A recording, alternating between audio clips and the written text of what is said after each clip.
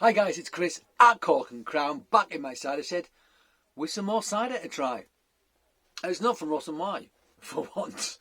It's one we have had before. We've had one of theirs before. It's in a can. This one is also in a can. It's from the same sort of range, if you like. The can looks very similar. It's this one, Voodoo Pulp, from the Cotswold Cider Company. So based in Oxfordshire. Don't know. I think the guy who runs it's called Rory. I might be wrong. Started as a hobby with cookers and eaters from the garden of an old mill they moved into. Then he managed to get his hand on some an old orchard with sort of traditional cider apples in, and it's just grown and grown and grown apparently. And he's doing some quite cool stuff. And I have to say, quite funky stuff as well. I quite like the look of his cans, and I seem to remember liking the freak show that we had. What came in the tasting box for the what was it for the cider I can't remember what it was called. The cider conference online thing, which I can't remember the name of, but it was excellent. And that box was excellent. And one of these ciders was in that box, which is excellent. So let's crack it. Let's try it. Actually, let's read what it says on the can first. It usually has some crazy stuff written in here. What's it on the side? Is it the same? The Cotswold Cider Company. Let's read both sides. In honour of nature's voodoo wizardry, converting pulped up bittersweet sugars to dry golden nectar, the alchemy of fermentation beguiles our senses, perfectly represented by this dry, cloudy, tannic, real cider, pure, natural magic. On this side it says, introducing our supernatural range of sparkling fresh cider, fermented from 100% cider apples and topped up with whole apple juice. Excellent. We like that. That's what Phil Turner does at Turner's, and we like it. Never from concentrate, spooky senses with the others, she-devil, freak show and shapeshifter. Hashtag real good cider. So we had the freak show, not the other two. So this is a dry, cloudy cider. It's only 4.7%. So I assume it's been topped up with apple juice possibly then? Not sure. Because if it's whole apples and it's not from concentrate, 4.7 is quite a low ABV. So I'm not sure if he's diluted it back with apple juice. Not sure. Neighbours having a noisy party over there. You can probably hear him having a good laugh. It's quite nice actually. Let's open it and see what it tastes like. So, into my cider salon tasting glass. It goes. What colour have we got? Maybe sort of diluted back with fruit juice to 4.7. Got decent colour though. Not as dark as it can be.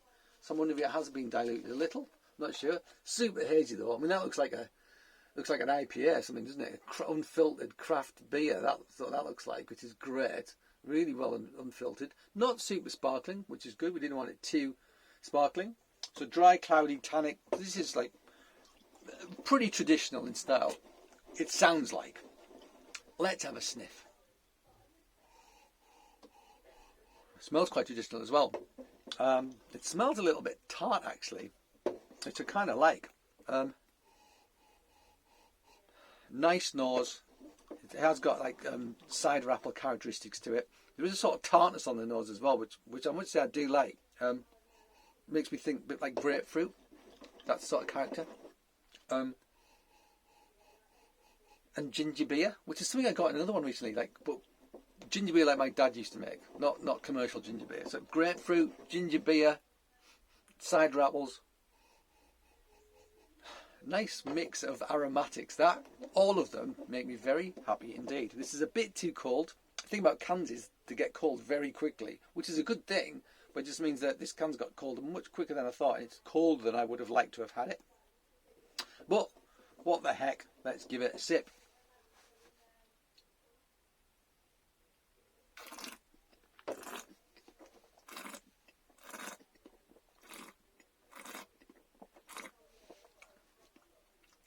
Okay.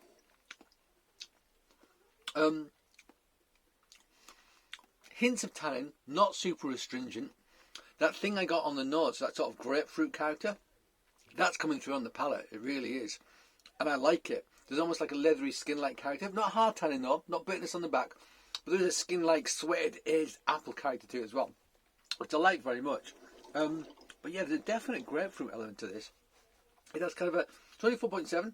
But it feels like to me there's a richness to the juice. It doesn't feel thin.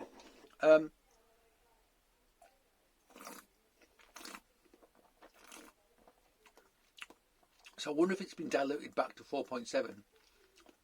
with apple juice rather than water. So that's why it's still got a nice texture to it. This is a solid cider. Actually, it's feeling more appley now. It is getting that sweated character. It feels like there should be tannin. It tastes like there ought to be tannin. But it's very light in terms of tannin. There's hints of it, but not lots of it. Also getting that sort of traditional ginger beer character as well. Hints of that as well, but with no sugar whatsoever. This is bone dry.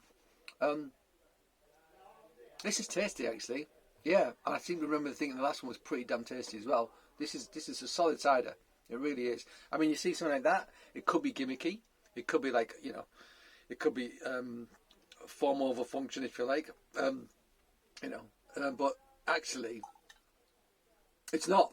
The packaging's kind of funny and cool and interesting, but what's in it stands up to scrutiny as well, which is an excellent thing, because that's not always the case. Sometimes you can be let down by what's in the bottle because the packaging suggests so much.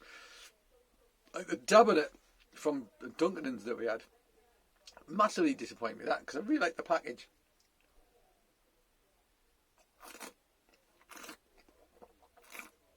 Yeah, that is good.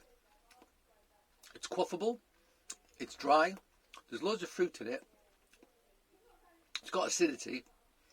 That is a really nice, and it's not too fizzy either. It's not too fizzy. That is quite a satisfying cider to drink. I like it, and I would actually sell that. It reminds me of the Butford Organics single varietal. What is it? A single varietal dab at it from, I think, 2019.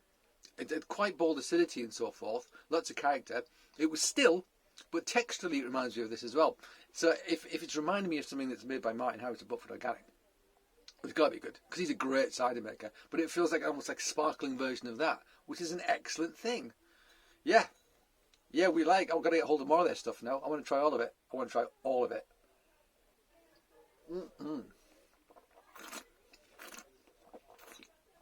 4.7%. Not too big an ABV, but delivers on the palate, both texturally and flavour-wise. Yeah, we like. So, that was good, wasn't it? Let's get some more of this to try. Okay, guys, thank you for joining me in my shed. I hope you join me again. But until that time, cheers.